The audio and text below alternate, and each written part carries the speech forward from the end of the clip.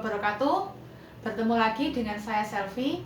Seperti yang kalian lihat di judul, bahwa hari ini saya akan menjelaskan tentang gaya belajar. Tapi sebelum saya menjelaskan tentang gaya belajar, silakan lihat ilustrasi berikut.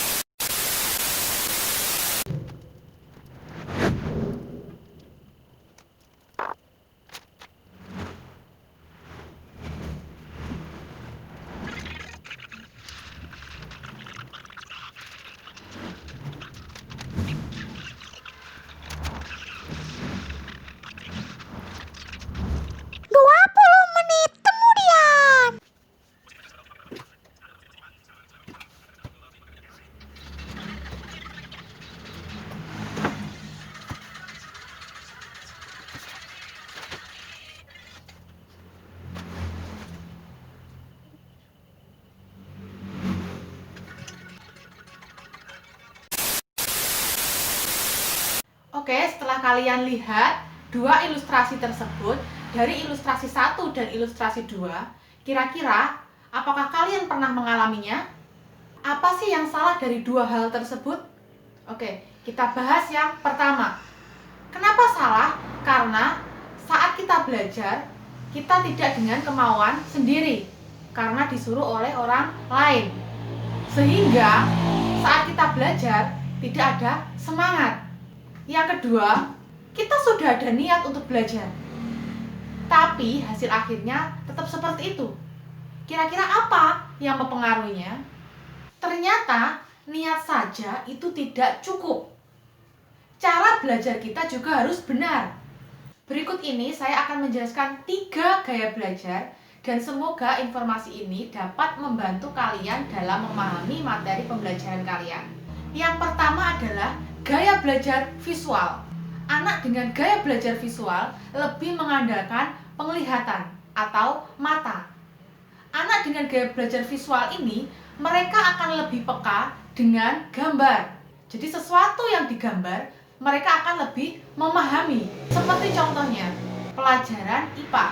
Dalam buku tertulis penjelasan tentang struktur-struktur pada bunga. Ada kelopak, ada mahkota bunga, ada putih, ada benang sari.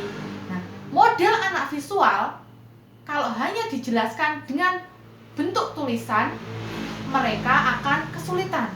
Tetapi jika ada gambar bunga yang dikasih anak panah, ditulis ini kelopak bunga, di anak panah lagi ini adalah mahkota bunga, anak visual akan lebih memahami seperti itu daripada yang bentuk tulisan. Ciri anak visual ini, mereka akan peka terhadap gambar, warna, dan suara.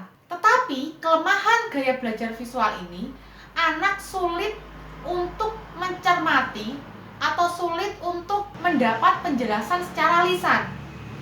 Jadi saat dijelaskan secara lisan dengan kata-kata saja, biasanya mereka sulit untuk memahami. Seperti itu. Itu gambaran secara singkat tentang gaya belajar visual. Yang kedua adalah gaya belajar auditory. Anak auditory ini lebih peka terhadap suara. Jadi mereka lebih mengandalkan pendengaran mereka.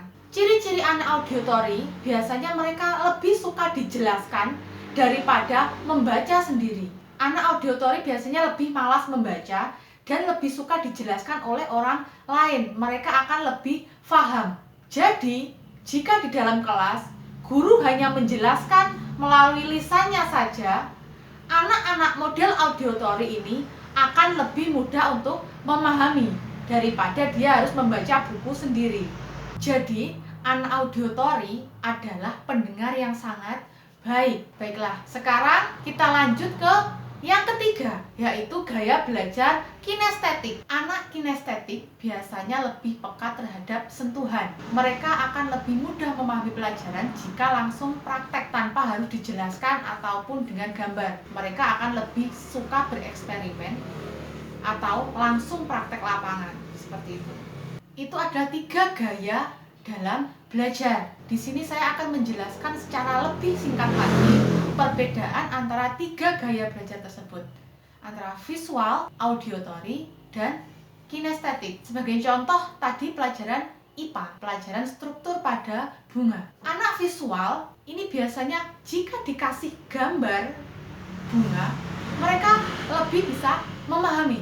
Anak auditory hanya perlu penjelasan dari guru, dengan mendengarkan saja mereka bisa memahami. Sedangkan kinestetik, mereka harus memegang bunga tersebut, melihat struktur pada bunga tersebut dengan cara merabanya. Oh, ini bagian putih, ini bagian kelopak bunga. Mereka harus pegang langsung. Disinilah perbedaan antara 3 gaya belajar. Nah, sekarang tugas kalian ada, tentukan gaya belajar mana yang sesuai dengan kalian. Dengan cara seperti itu akan memudahkan kalian dalam belajar. Pesan saya di video ini adalah kalian jangan memaksakan diri belajar dengan gaya belajar yang tidak sesuai dengan diri kalian, karena hasilnya pasti akan percuma, seperti di ilustrasi pertama dan ilustrasi kedua.